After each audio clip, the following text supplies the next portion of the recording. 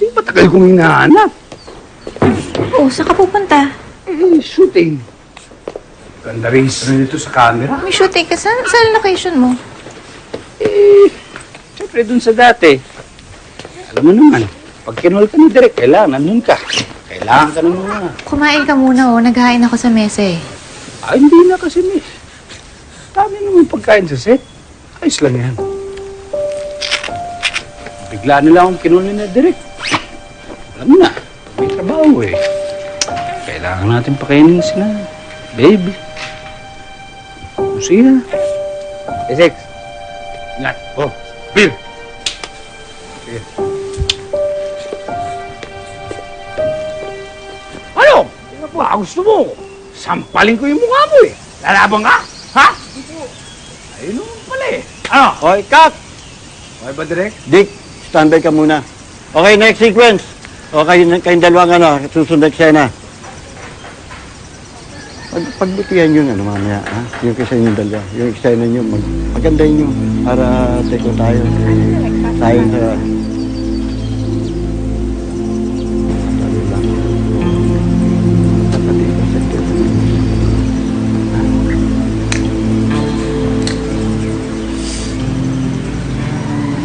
Tayo lang.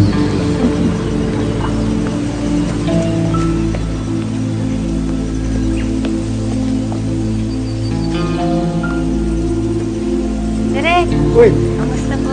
buti naman. May bisita lang. Oo. Si Dick, nandito? Andyan siya sa katabing hotel. At nag-check-in muna. Ang sabi niya, magpapahinga raw muna siya. Total, meron pa naman siyang eksena mamaya. Ah, sige, puntahan ko muna. Oh, sige, ingat ka. Sige, Direk. Oo. Oh, sige.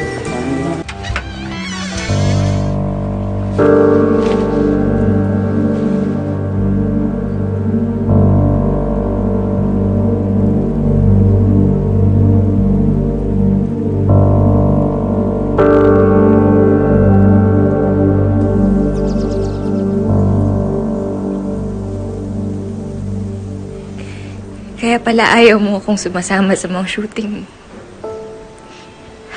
Anong gagawin mo dun? Babantayan mo ako. Mapupuyat ka lang dun. Diba? Mas okay na yun kaysa yung inuumaga ka. Tapos iba na pala yung pinagkakaabalahan mo. Anong magagawa ko? Kung kinukulong ni Direk, dinadagdag na eksena ko. Trabaho ko yun eh. Masama ba yun? Ginagawa ko yun para sa pamilya natin. Dick, kung ayaw mo na sa akin, sabihin mo sa akin. Hindi yung nagtitiis ka makisama sa akin, pero iba na yung gusto mo.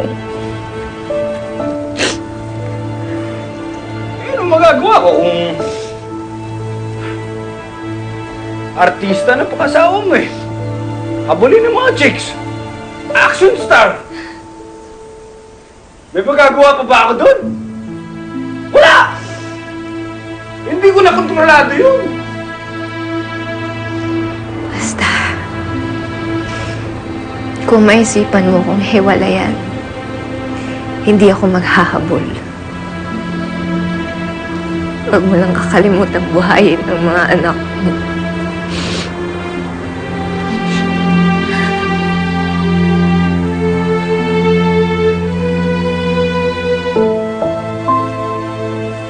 Hindi ko shooting.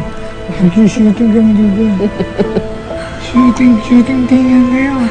Umahanap ako ng alibay para matakasan ko. Inisip ko na screen test yun. Kasi mag-artista ako, parang sinusubukan ako ng director. Kung kaya kong takasan yung mga ganun sitwasyon. Papadalas ang uwi mo ng gabi, eh. Oo nga eh. Pagod na nga ako eh. Dami trabaho. Amoy alak ka pa. Kailangan ko ng pera pang gastos. Magbabayad ulit ng matrikula yung mga anak mo. Wala akong pera ngayon eh. Sa susunod na linggo pa ako sa sahod eh. Bad trip na eh.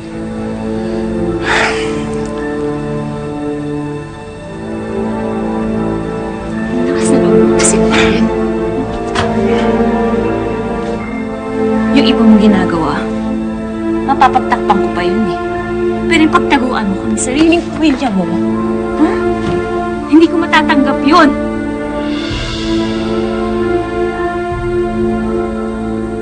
Ano sinasabi mo? Ano sinasabi? Hindi mo alam. Hindi mo alam. Wala! Wala akong ginagawang ganun eh! Ano? Mabuti ako! Mabuti ako, ma! Sinungaling ka! Ah! Sinungaling! Sinungaling ka! Sinungaling ka! Sinungaling ka! Dito. Sinungaling ka! Huwag magsinungaling! Nagsisinungaling siya kasi ayoko sa taong sinungaling kasi. Sabi niya, hindi pa raw siya sumahod. Tapos, ganun. May nakita na ako sa wallet niya. Hindi ko sinabi sa kanya, tinignan ko yung wallet niya. Tapos, sumunod na linggo, nakita ko na naman, bago na yung cheque niya. Hindi pa raw siya sumahod.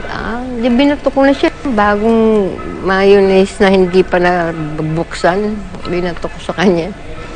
Ito mga sa dibdib ko Shampoo yun.